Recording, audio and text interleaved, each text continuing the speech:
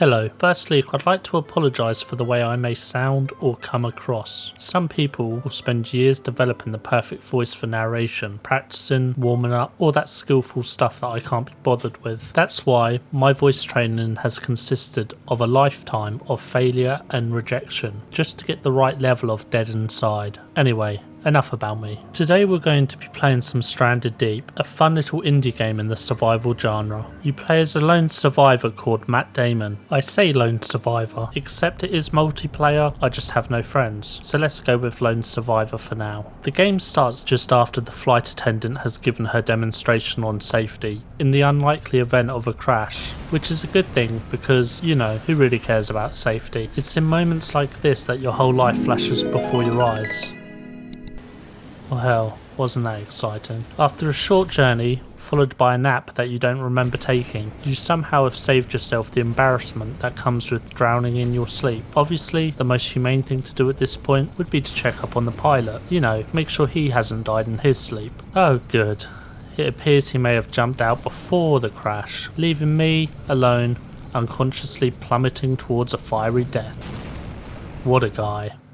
Having been rudely woken up on my raft after a second nap within just a few hours, I was feeling rather cranky, so I wanted to take it out on the first poor creature I came across.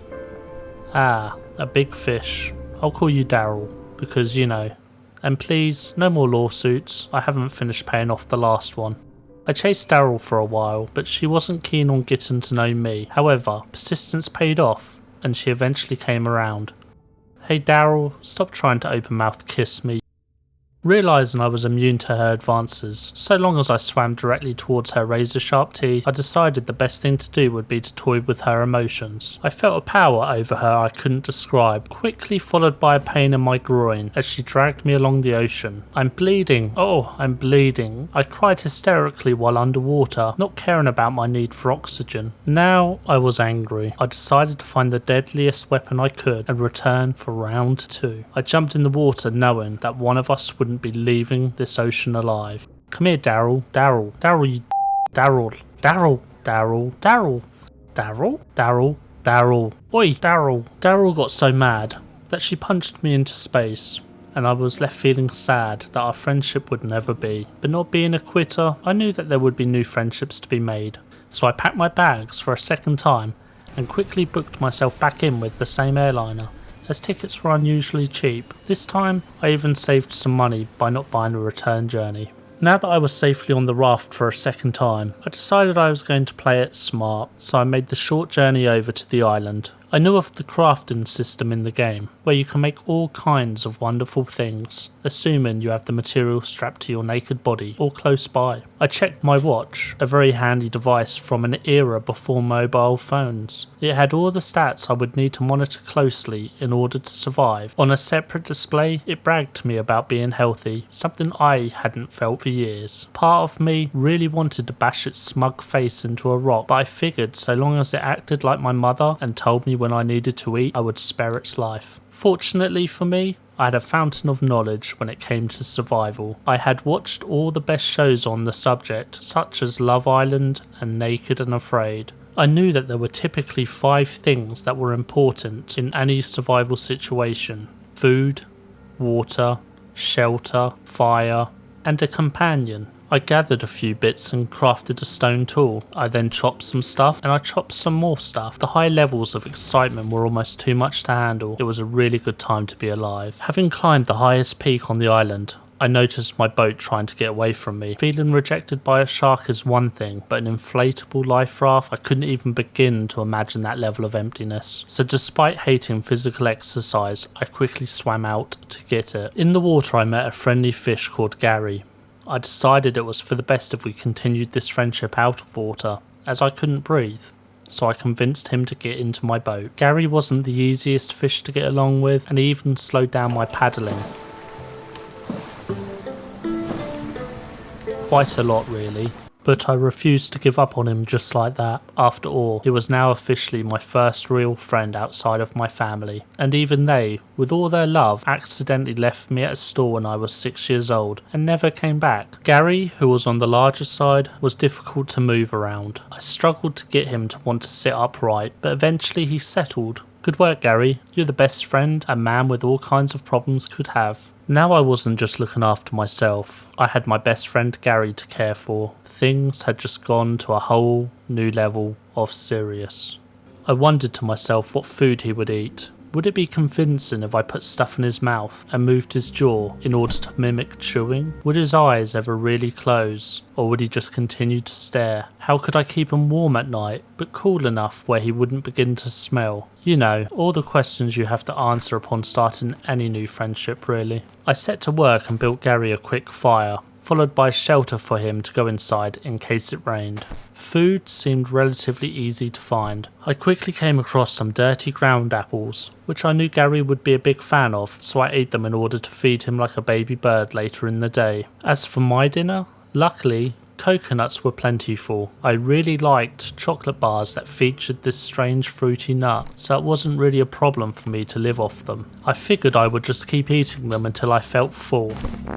Or my pants. Now I am both full and have my pants. I'm never eating that again, my stomach growled. You aren't the boss of me, stomach. Having crapped away half of my life force, I decided I needed to replenish my energy, so I went about eating all the tinned food I had stored in the boat. I wondered to myself why they were called rations. It must be a French thing. Now that my island smelt like a public toilet at a festival, which I personally had no problems with as it reminded me of home, I decided for the sake of Gary to stock up and move to a bigger and better place. I would need to gather some materials, such as food and water, and maybe a friend for Gary, as I knew I would be too busy rowing to tend to his many needs. I had also realised that despite consuming the weight of a small child in canned foods, thanks to a mix of sitting in the sun too long and too many coconuts, I was suffering terribly from dehydration. I decided I had no choice but to check the wreckage of the boat nearby, just in case there was any food or water that had been sitting and rotting in the ocean for a millennium. Luckily, my timing was perfect. A terrible storm had just hit the island, which would make searching the boat easy thanks to the fluctuating sea levels. It gave me windows of breathable air, shortly followed by a cold crushing feeling of claustrophobia, and a burning in my lungs that I can only describe as drowning. I swam through the boat quickly, grabbing all the boxes containing mystery loot that I could find. Back on the surface, I decided to go through my treasures, and disappointingly found most of the stuff wasn't edible, and believe me, it wasn't from a lack of trying. I took only the essentials like a big hammer to whack things with, and a label maker, so later I could play God and mess with the names of things. I was forced to return inside of the twisted wreck, but the fear of the storm had really set in. I was too afraid to go into the ship's bowels, so I only checked the crew quarters, in a hope of finding the remains of a sailor that was forever lost at sea, one that might be fresh enough to still have a bit of flesh, so that I could have a little nibble. I figured so long as it was only a little bit of flesh that I consumed, it wouldn't really be cannibalism. I returned to the deck of the boat, feeling defeated. If it wasn't for all the rain, you would have seen tears streaming down my face. I looked up to the heavens. It suddenly dawned on me that I could get a good view of the area around my island from the crow's nest, so I climbed the slippery ladder to the top and had a quick look around. As I suspected, the area around my island was ocean. I already knew this information, stupid crow's nest. In a move fueled by burning anger and irrational thinking, I leapt down from the crow's nest. Well, at least my legs broke my fall. Now, rather than running around and swimming with ease, I would continue my search, waddling like a demented penguin. With the newly acquired broken leg and the light of the day gone, it felt like the perfect time to slowly explore the parts of the boat I'd been too afraid to venture into before. As adrenaline pumped through my veins, I was treated to an underwater siren song.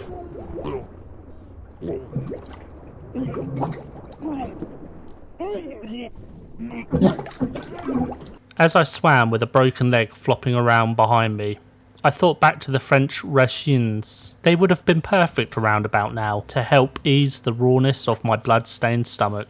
I returned to the beach and quickly MacGyvered a splint in order to mend my broken leg. It allowed me once more to skip gleefully along the beach. I continued my crafting streak and made a bow and a single arrow, and then I went hunting for crabs.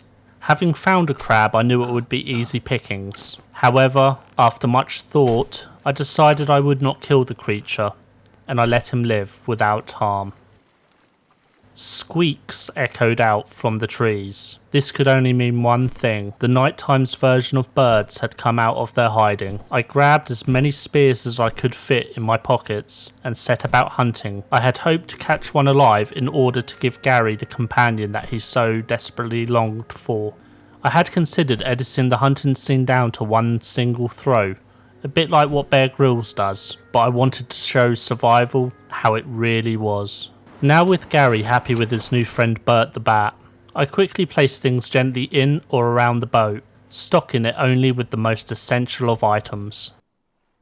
Perfect. Okay, well, this could be quite difficult to cross the ocean like this. Maybe if I just move over here... no, or I could try this. No, okay. I might need to prioritise a little bit. Looking at all the items I had in my boat, it was blindingly obvious Gary was coming with me. I guess I could leave everything else behind. So I set about littering the ocean with all the stuff I didn't want anymore. I soon realised in all my haste to free space up that I had probably chucked the paddle. Things were not looking good. Suddenly, I heard a gurgling noise from Gary. It could have just been air escaping his decaying corpse, but it sounded more like a voice saying, "I'll push us." Oh Gary, what a great idea. Gary quickly leapt gracefully into the water and began to paddle with all his fish strength. It was majestic. Watching him getting the chance to be a fish again brought tears to my eyes. I love you, Gary, you big crazy fish. A new island was in sight, and for the first time ever, I was excited. I was at sea with my best friend Gary. Nothing could ruin this moment. Who knows what adventures we will have, or friendships we could make. I know that I will be tuning in to the next episode, and I hope you do too. But for now, goodbye and good night from me and Gary.